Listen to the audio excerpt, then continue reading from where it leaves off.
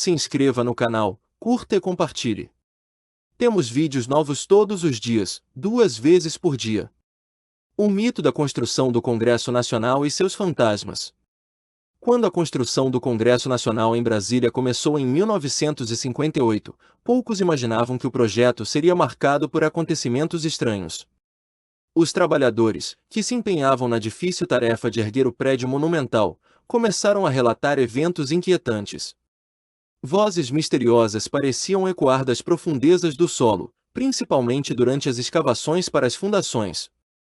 No início, esses relatos foram tratados como superstições, atribuídos ao cansaço dos operários e às longas jornadas de trabalho. Porém, quando um operário desapareceu durante uma tempestade, a situação ganhou contornos mais sombrios.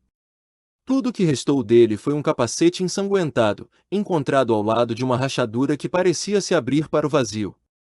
Rumores começaram a circular de que o terreno havia sido palco de rituais indígenas antigos e que as almas dos mortos ainda habitavam aquele espaço. Os líderes do projeto, Lúcio Costa e Oscar Niemeyer, ignoraram as histórias, focados na missão de transformar Brasília na nova capital do país. No entanto, o medo se instalou entre os operários. Com o tempo, mais incidentes ocorreram. Ferramentas desapareciam misteriosamente, e andaimes desabavam sem explicação aparente. Alguns operários juravam ter visto uma mulher vestida de branco caminhando pelos corredores do prédio em construção. Seu olhar vazio e melancólico parecia carregar um aviso silencioso. Certa noite, o vigia responsável pelo canteiro de obras relatou ter ouvido passos no meio da madrugada. Ao investigar, encontrou marcas de mãos ensanguentadas nas paredes recém-pintadas. Assustado, pediu transferência para outro local, alegando que o Congresso estava amaldiçoado. As histórias continuaram a crescer, até que finalmente, em 1960, o Congresso foi inaugurado. Durante a cerimônia, ninguém mencionou os eventos misteriosos. Mas entre os operários que participaram da obra, ficou a certeza de que algo sombrio permanecia enterrado nas fundações. Até hoje, visitantes e funcionários do Congresso relatam ouvir sussurros vindos das paredes e passos ecoando pelos corredores. Para muitos, os segredos do passado continuam vivos, e o mistério sob as fundações nunca foi totalmente revelado. A lenda da Dama de Branco começou a ganhar força logo após a inauguração do Congresso Nacional. Funcionários que trabalhavam nas madrugadas relatavam ver uma figura feminina, vestida de branco, vagando pelos corredores. Seu rosto era pálido e seu olhar carregava uma tristeza inexplicável, como se carregasse o peso de uma antiga dor. O primeiro relato oficial sobre a Dama de Branco veio de João Ferreira, um vigia que trabalhava no período noturno. Em uma madrugada fria, ele viu a figura parada na entrada do plenário. Ao se aproximar, ouviu a mulher murmurar: "Aqui jaz a justiça esquecida." Em seguida, ela desapareceu diante de seus olhos. João tentou relatar o ocorrido aos superiores, mas foi ignorado. No entanto, sua história começou a se espalhar entre os funcionários, e outros relataram experiências semelhantes. A Dama de Branco parecia surgir sempre em momentos de crise política, como se estivesse ligada às decisões tomadas dentro do prédio. Com o passar dos anos, a lenda ganhou contornos ainda mais misteriosos. Alguns acreditavam que a Dama de Branco era o espírito de um indígena que lutava para proteger o território de seus ancestrais. Outros diziam que ela era o espírito de uma mulher injustiçada, que havia morrido antes de ver a justiça ser feita. Em 1973, um grupo de senadores que trabalhava até tarde jurou ter visto a figura parada diante da entrada do plenário. Eles não falaram sobre isso publicamente, mas rumores internos davam conta de que a mulher fantasmagórica carregava uma advertência silenciosa sobre os rumos que o país estava tomando. Ao longo das décadas, a Dama de Branco tornou-se uma figura recorrente nas histórias do Congresso Nacional. Funcionários mais antigos evitam os corredores após o expediente, temendo cruzar com a misteriosa mulher que vaga pelos corredores do poder. Acredita-se que a Dama de Branco continuará a aparecer enquanto os segredos do passado permanecerem enterrados.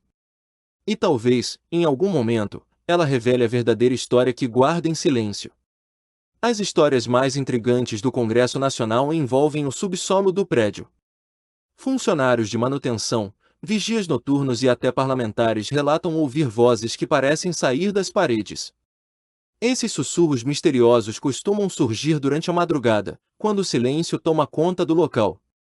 Carlos Eduardo, técnico de manutenção, foi um dos primeiros a relatar um episódio estranho no subsolo.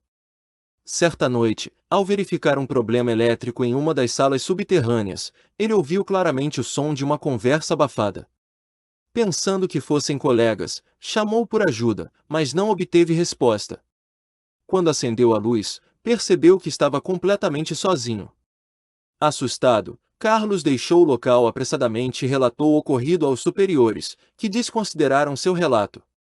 No entanto, outros funcionários começaram a relatar experiências semelhantes. Alguns ouviram vozes cantando uma melodia triste em uma língua desconhecida.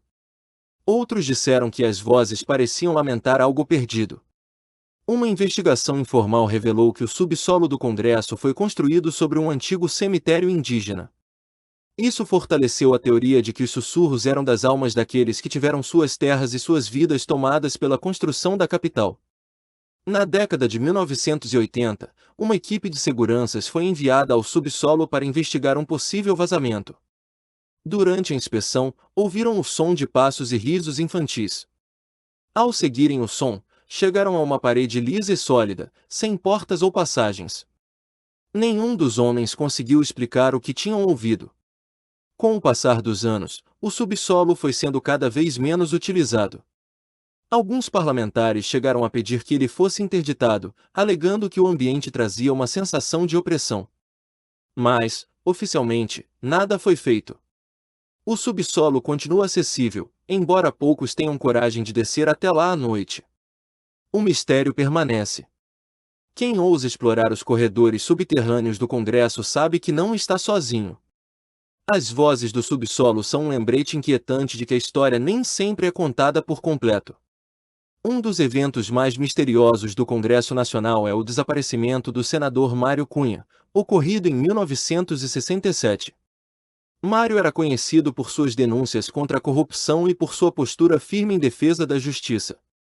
Certo dia, ele entrou no prédio para uma reunião importante e nunca mais foi visto. Relatos oficiais afirmam que o senador deixou o prédio sem ser notado. No entanto, algumas testemunhas juram que ele foi visto pela última vez entrando em uma sala reservada no subsolo. O que aconteceu depois permanece um mistério. A esposa do senador liderou uma busca desesperada por respostas. Ela pressionou autoridades, exigiu investigações e chegou a entrar no Congresso acompanhada por jornalistas. Porém, todas as tentativas de encontrar vestígios de Mário foram frustradas. Aos poucos, o caso foi sendo abafado e desapareceu dos noticiários. Anos depois, documentos confidenciais foram encontrados por um funcionário da limpeza.